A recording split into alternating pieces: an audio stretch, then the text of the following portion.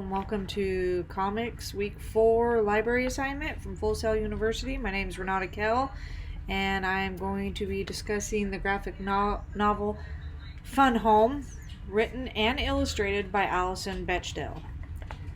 Now, this book is unique in a few ways. It's not for everyone. It is definitely not for kids. This is a book that an autobiography about Allison's life, and she went ahead and turned her life into a graphic novel and published it with Mariner Book. It's a Houghton Mifflin Company. It's 240 pages long, and as I said before, it is a graphic novel and an autobiography. So what I'd like to say first of all is this book's not for everybody. This book is filled with sensitive material and graphic pictures of the sensitive material. But it is a unique way to tell her story, and I enjoyed it, but I'm also a fan of Flowers in the Attic and V.C. Andrews books, which are a little bit disturbing. But all right, let's get started. So I'll take you over here. This is definitely...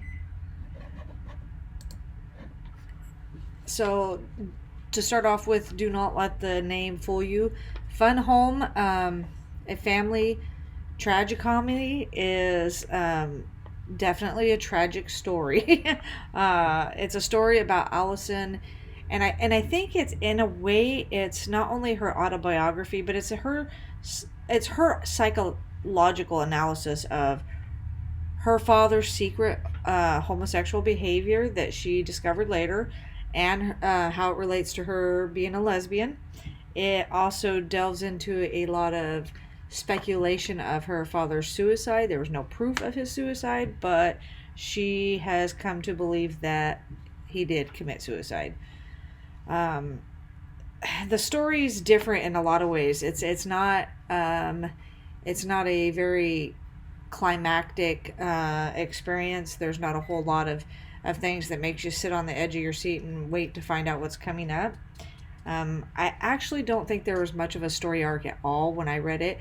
I enjoyed the book. I don't think a lot of people who don't like it's a kind of a flat and a matter-of-fact story. It's telling what she went through and what she experienced and how she felt about it. And to be honest with you, there's not really a resolution. She doesn't come to an epiphany at the end. She just tells you the stories, and then it drops off at the end of this is where I am now. I do believe that it did follow somewhat of a story act. I think, as you'll see, this is page 54, and I find this pretty much the end of Act 1. This is where she has discovered her father's died, and she's going to move back into her childhood after this. And in Act 2, she will take you back to the events that led up to this. She makes reference to her father's life using great works by Albert Camus, Marcella Proust, and Scott Fitzgerald. Another thing I'd like to say about this story is she uses a lot of literary terms and things. If you're not a reader, if you're somebody who doesn't recognize the names, you probably would get turned off right away. I myself had to look up some of the references that she used to see how she was relating them to her story. But she did a really good job with that. But like I said, if you're not a reader, if you're somebody who's not familiar with it, it might throw you off of this story.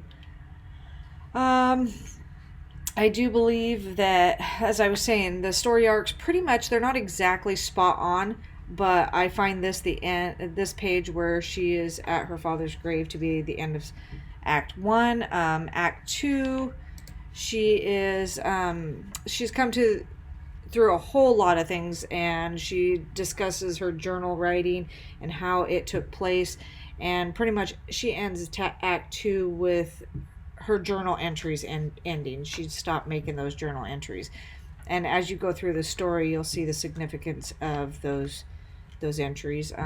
but for the most part, she did follow the 3 act structure, within exceptions of a few pages.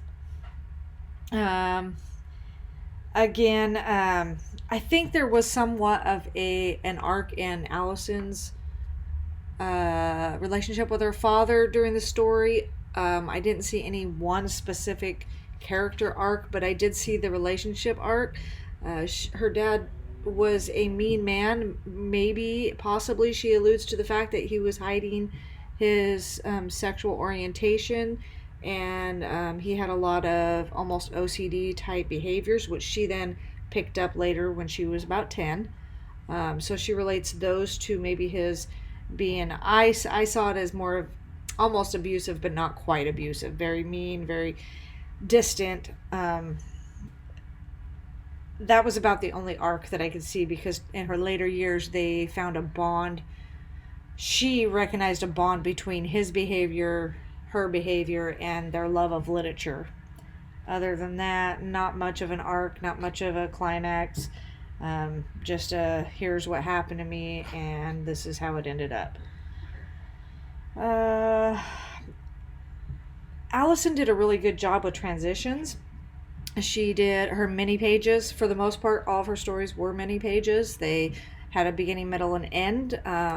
I do believe that she followed the transitioning real well. There was a few occasions where the story carried off onto the next page because there was too much to reveal in one short page, but she transitioned them nicely so that the reader would follow the flow and move to the next page. I believe, let's see, what do I got here? So I believe this will show you, if you look at this, it shows you this is a story about when her father, her and her brother went to New York City. And so there's an irony in this page because the father had been accused of liking young boys earlier in the story, but at this particular page, the brother, her young brother, wanders off on his own. So it's telling you the story about his disappearance, and there is some irony in that, and how the father reacted, very, very worried, and definitely different than you would expect considering of the accusations against him. But on this page you can see that it flows nicely. It ends very well before it moves on to the next page, ending starting with, what do you mean he went off out by himself? The father's upset. It goes through the whole scenario, the kid's talking to him, and then it says at the bottom, when he realized a man was watching him, he headed back up Christopher toward Elliot. So the boy had realized somebody was watching him, and he was aware of it, so he moved on. Now, on the next page, you can see that this story was just a little bit longer, and it had to carry off onto both pages. She ends this one. For one thing, it makes it harder for me to blame him, and then it goes on to the story, and for another. So you can see the transition there. Had to be, she continued that story, but she did it nicely, and it flowed. Your eyes flowed right up to the next part of it. So for the question of whether or not I would recommend this book for family or friends, it kind of for both, the answer is going to be yes and no. I would recommend this book for anybody who is curious like me. I like to hear about other people's woes, good or bad. I do not think that if you have any kind of sensitivity to subject matter, this probably wouldn't be a book for you. I do think that if you get into the book far enough, you get very, very curious. But then again, when you end the book and it ends on a flat note, it doesn't set right. It's almost like something's missing from the book. I think this story in particular, I think, would have made a better novel than it did a graphic novel.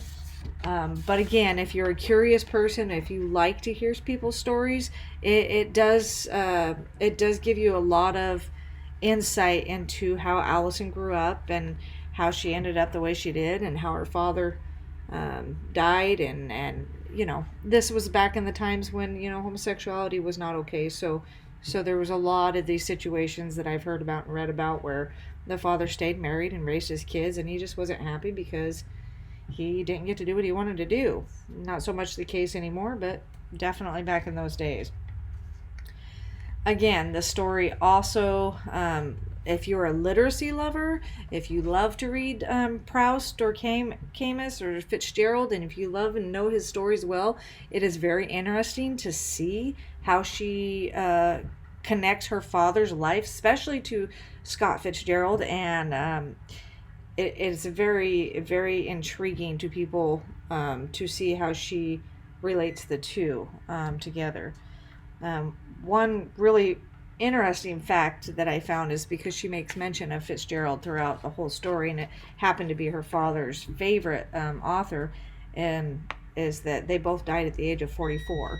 Fitzgerald died of alcoholism, and her father died of getting hit by a truck, which she says he jumped in front of the truck, but you would have to read the book to find out why she believes that, or if you believe that as well.